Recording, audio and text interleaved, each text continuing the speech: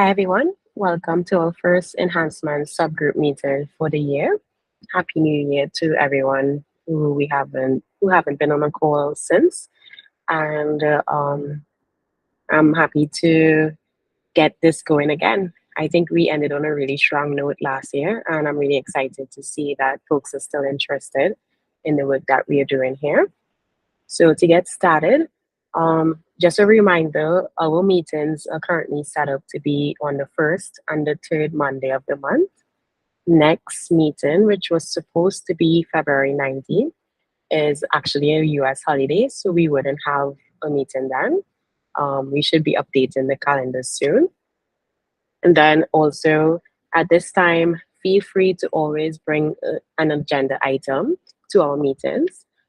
I'm mainly adding the agenda items to date, but everyone is welcome to raise different topics they think we should discuss during this call, especially something that may have come up in the other working groups or like on issues. Feel free to use the space as well. And with that said, we can jump into like updates from our ongoing work. My first update is around the release channels that I've proposed. And this is the design doc where I'm sure you all remember from last year. I'm proposing introducing two release channels to Istio so that we can have a cleaner process for graduating our APIs as well as actually implement feature gating to an extent in terms of at the Istio coding level where individuals can really choose to use a stable API versus an alpha API and know that's the actual API they're using and not just a carbon copy of like the oldest API. And with that said, I have updated this issue to track the work that I'm currently doing to implement that, at least implement the POC before it can really be released. And the goal is to have the release channels implemented for Istio 1.2, 1.22. And hopefully, alongside the release channels being released, we can have the telemetry API getting promoted right away in that release as well. And that's, of course, how this entire work stream started, was based on my attempt to promote telemetry API. So feel free to check out this issue, add questions. Of course, review the design doc, which is still a work in progress. And that's an update on my end.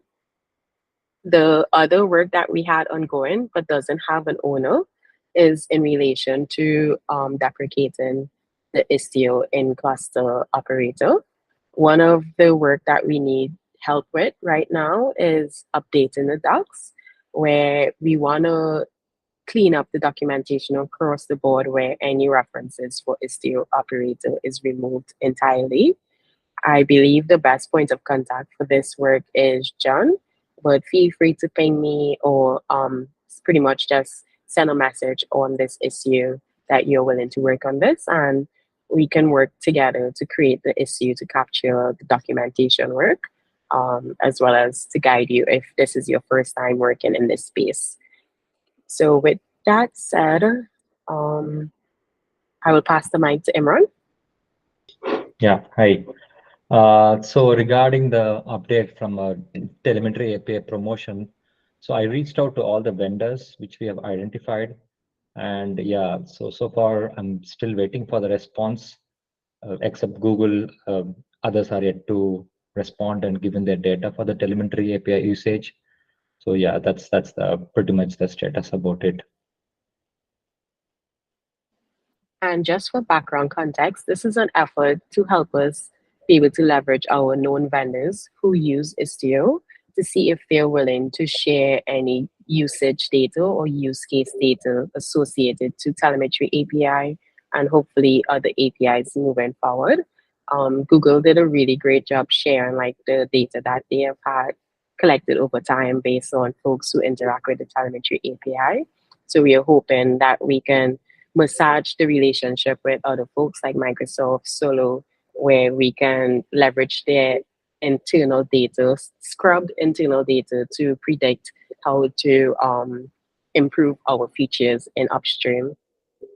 So that's a bit of a background there.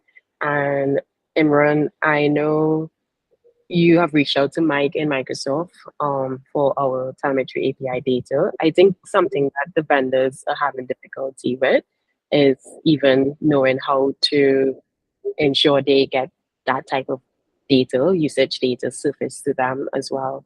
So yeah, we can follow up offline on this, but that's like one of the initiatives we are doing in regards to like getting feedback.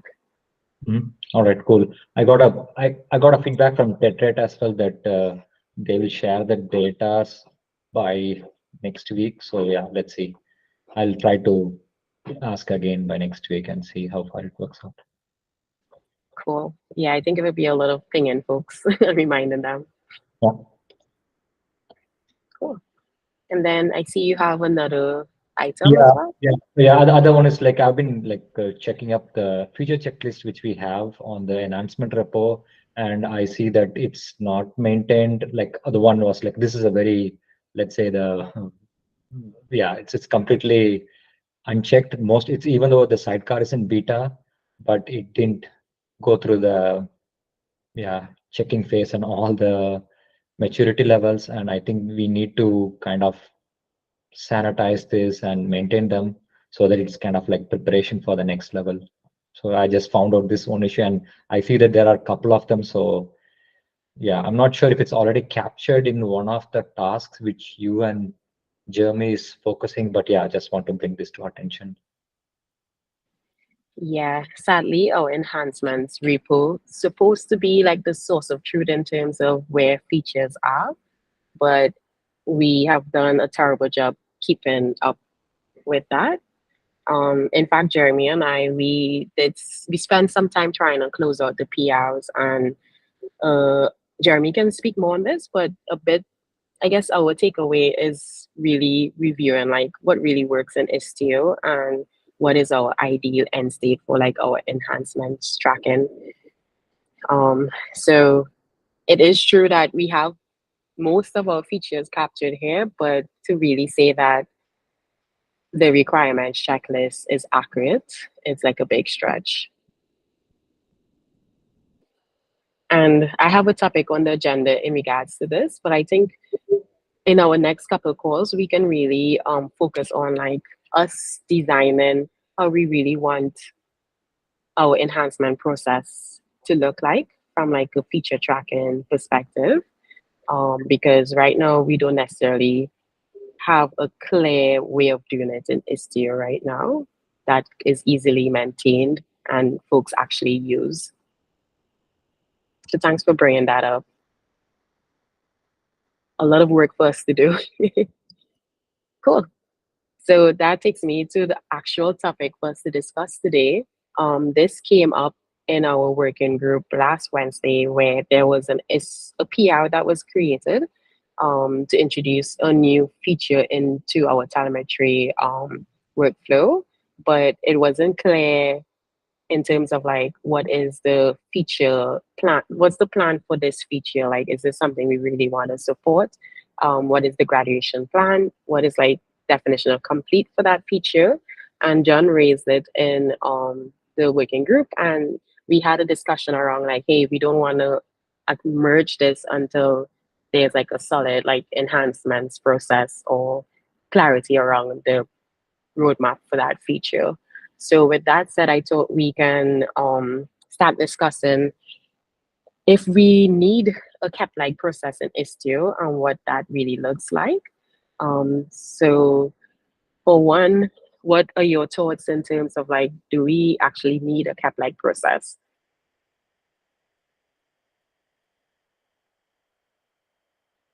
Some things that I observed were like right now in Istio, issues and PRs are created across several repos. In Kubernetes, all most, if not all of the issues are created on the kept repo. So that sort of creates a more streamlined, centralized location for like work to be done. But we don't have that happening right now in Istio. And then another thing is that when these issues or PRs are created, we really don't have any context around like what feature completion looks like, if they are actually submitting this to be the owner of this feature, like feature ownership, as well as like release planning as well, in the sense that we have historically just added stuff to Istio without really um, doing the up and out movement.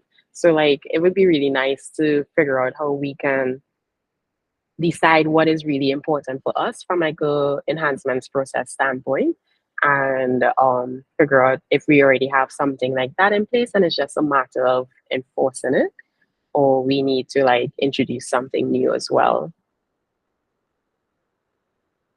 Another thing that I noticed was like it's unclear if contributors, like as a new contributor to Istio, it's unclear if they should submit a PR first or like work towards getting consensus. I feel like we don't have like a clear pathway for introducing something new into Istio. There are folks who join the combined working group and they raise it there, but then there are folks who really just communicate via submitting a PR with their proposal there without any pre-discussions before implementation.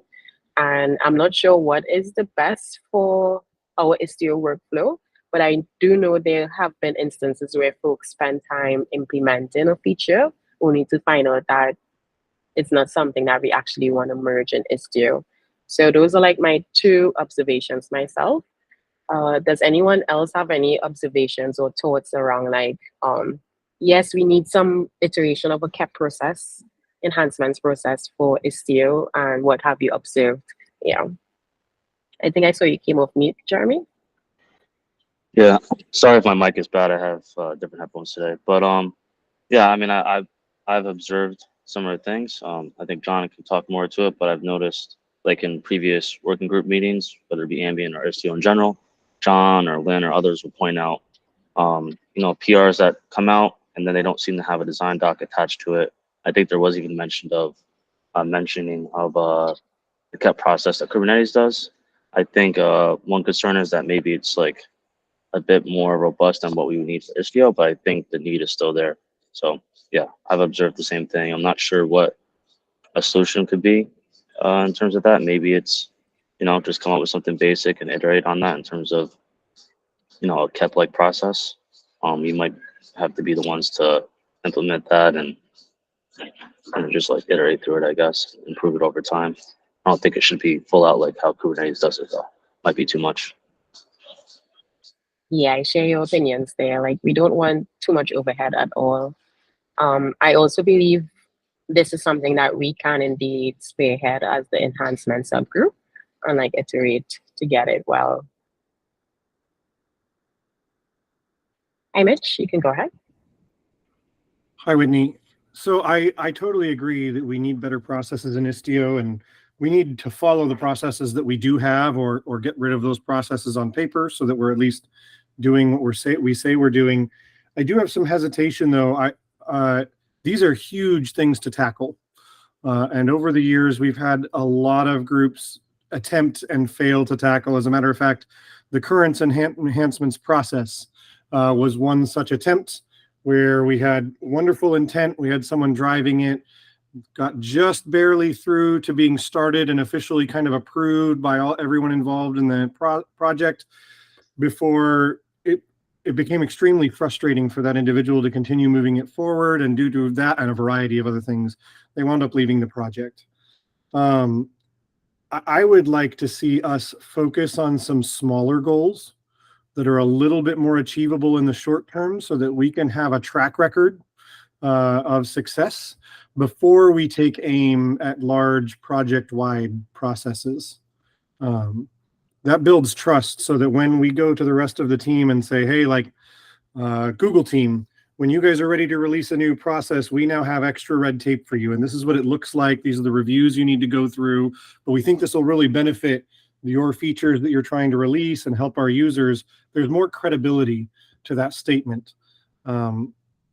Whereas right now, I don't think we have a lot of experience in this area on this team. Does that make sense? It makes a lot of sense. And to add to that, I will like to say that we have several things working in parallel that will hopefully help us chip away at this slowly. For instance, like the release channel stuff that will hopefully help with like API graduation. That's another thing that needs to be rolled out and adopted before saying that, hey, we have like a solid record. But then I think from like an enhancement subgroup point of view, I think we should have like the strong opinions here at least, and like start having those conversations or having thoughts in terms of like what is the ideal end game, and maybe in working backwards we can figure out what are those smaller goals that we can tackle from there too. Gotcha. Yes, Sherry? Yes, I just wanted to like ask Mitch. Yeah, so basically, you're saying start small because processes are big and expensive to try to get people to like follow and implement. I get that, but what is the current process for like adding a new feature? So that seems like it's a little bit broken, but maybe people simply aren't following it.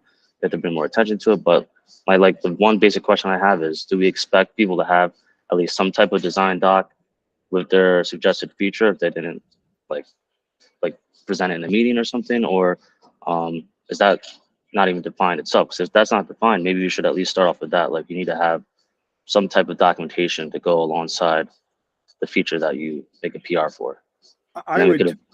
You're right, Jeremy. I would totally be in favor of documenting our de facto processes, because we do have some de facto processes. Generally speaking, if you're proposing a new feature, it requires a design doc.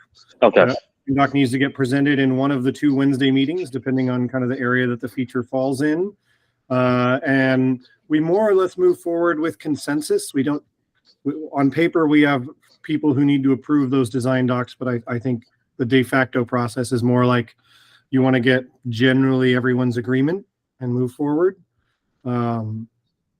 So I think that's something that we could document and make more clear for new contributors so that they're not lost. And we can even qualify like, hey, this is not a perfect process. We recognize that. We'd love to improve it, but before we improve it, let's make sure that we really understand what we're doing today. Yeah, I like that. We could think of, even just this group, Whitney, as a group that's like we're highlighting the already existing processes and bringing more attention to it, holding people accountable to the existing processes. And then if we need to iterate or improve, we can also lead that change too. But from what Mitch is saying and from what I've heard from others, it doesn't sound like we're starting completely from scratch. So that's a good thing. We just need to make it more clear, I guess, because obviously it's not clear to a lot of people, a lot of contributors when they start. So that should be our main focus right now, I think. I like that as well. That's a very clear action item that we can do without, I guess, stirring the waters too much. Hey, Mike, I see your hands up. Yeah, just plus one to that. I definitely am a fan of just like documenting what, in the best case scenario, exists today. Just to surface it, make it more visible. I think also just like similar to that, one thing that's like not a huge change, it's just like adding visibility to what are the design docs that are currently in proposal or in discussion.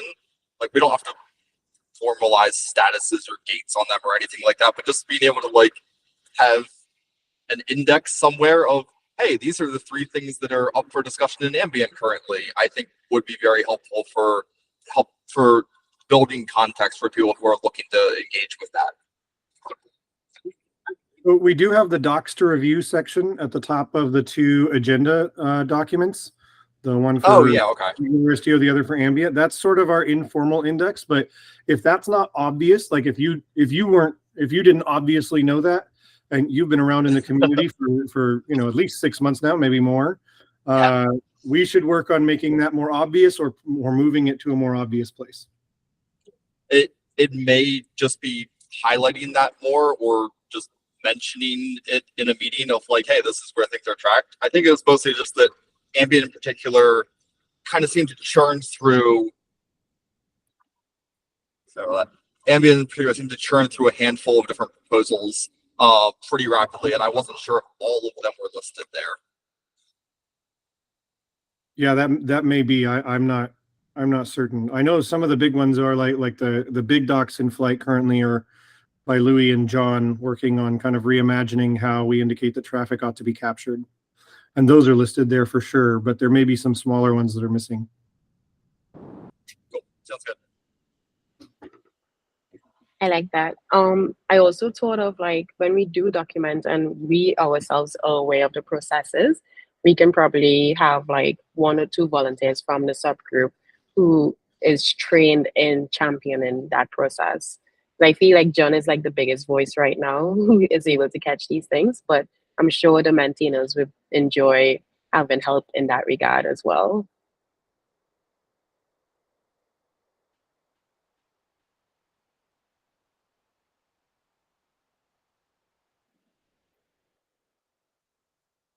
Are there any other thoughts in terms of like what exists?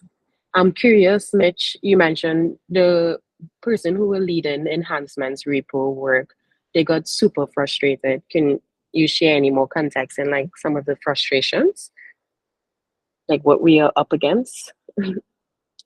Yeah, I mean, I think some of it was around cataloging the existing features and trying to fit them into a process that they didn't follow.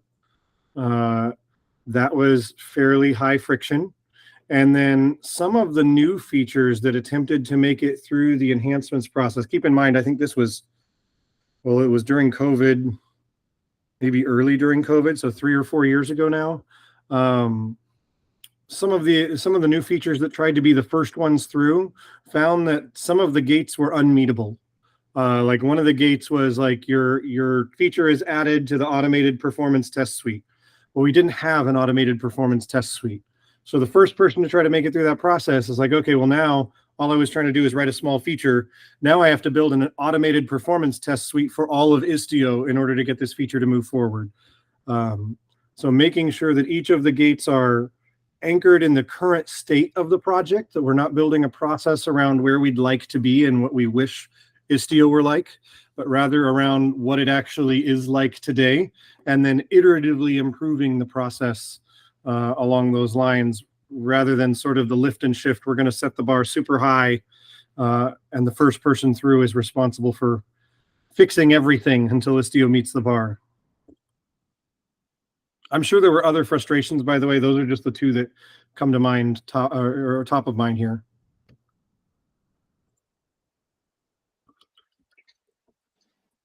Thanks for that context. Anyone else have any background to share on some of the frustrations or ways that we may fail?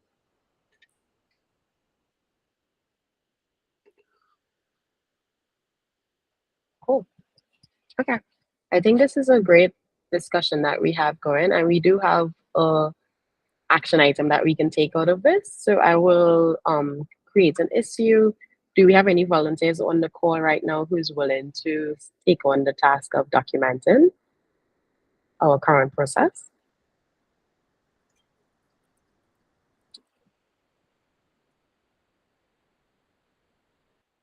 I'll take that as a no for now, and I will follow up asynchronously to hopefully get a champion. Let's see. Thank you, Imran.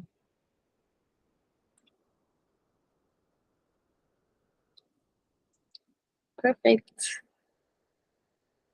Let's see. Okay, so this section was around more similar to what we already got into, which was like what already exists in Istio. Like we have this definition of enhancements that came straight from like the CAPS process as well, where we try to define what an enhancement actually is. And then we have the feature tracking work, which we already spoke about briefly in the beginning, but this is the process that we were trying to fit existing features into. So this is not like any source of truth.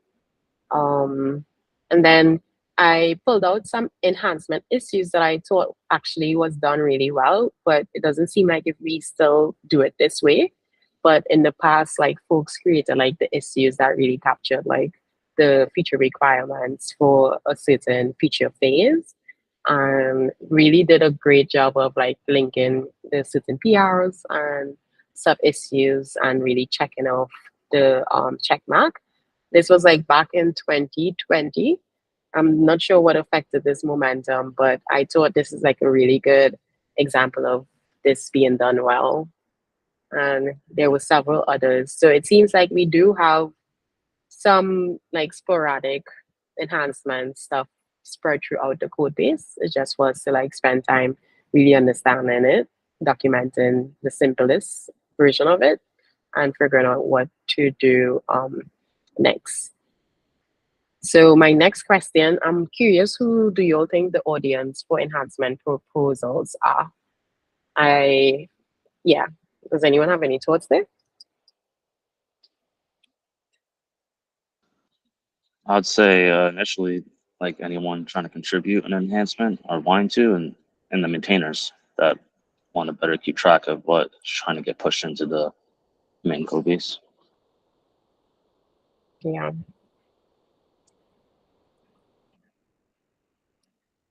Okay. Reviewers too. They don't have to be a maintainer. I think we spent a whole working group meeting last time talking about this, but reviewers obviously have a part in this as well. Yeah. Okay. Yeah, I think reviewers and maintainers is a primary audience because that's who you're trying to explain the content of what you're proposing to. But then it's also useful as a historical artifact for both maintainers as well as anyone who's coming in trying to figure out how was this supposed to function. Like, is the way that this feature is working as intended, or is it something that is bugged potentially? And I'm curious if like the TOC or the steering committee cares about proposals as well, like from like the overall health of the project perspective. I do think the TOC would be interested in that. I think, as I understand it, it's probably outside the scope of steering. Unless it has particular implications for marketing or things like that. Yeah, that's correct. Okay.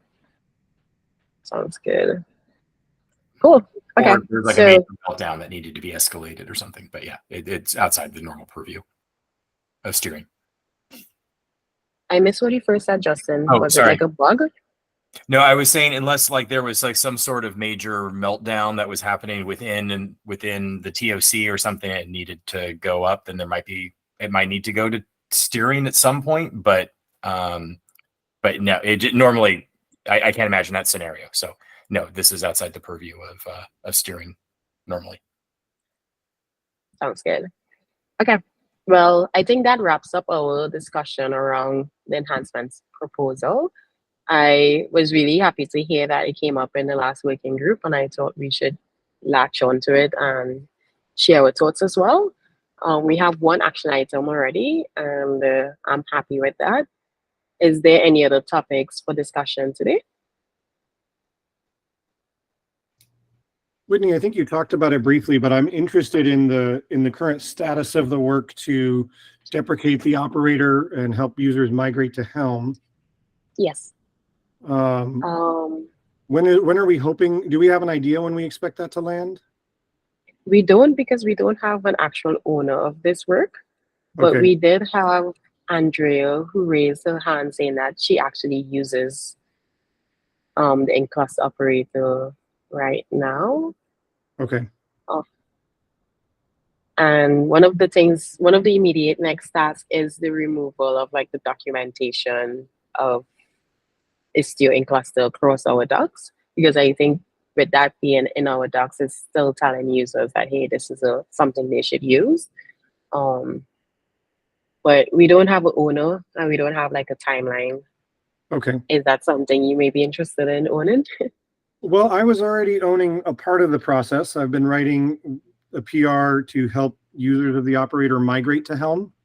Basically, nice. take their operator input and generate a Helm file. I am a little bit stuck on that PR, actually. And I would love it if someone had a bright idea.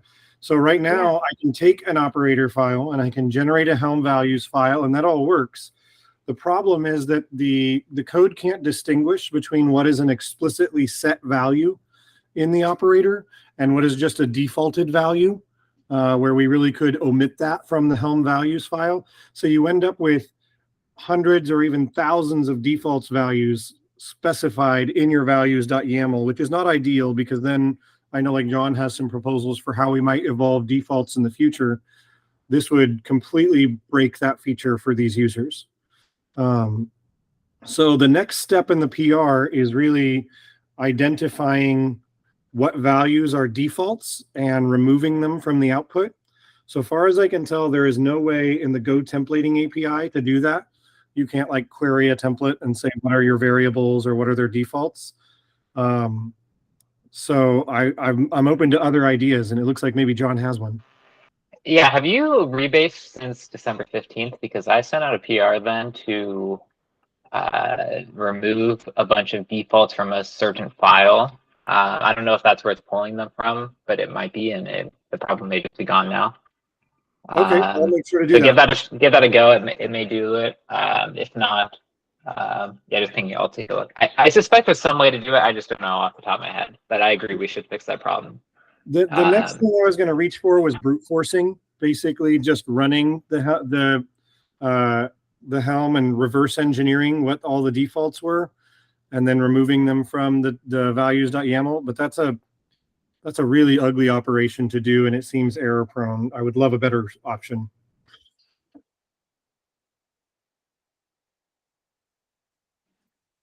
Mitch, can you link your PR as well? Yes, I will do that there in the doc.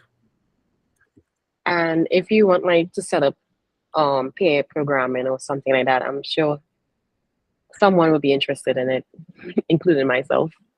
And I'll take an action item to rebase this PR. I can probably get to that on Friday. Sounds good.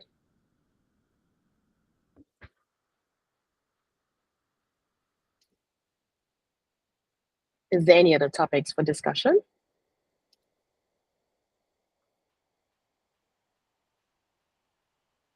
If not, we can get the rest of our back. Thank you so much for joining.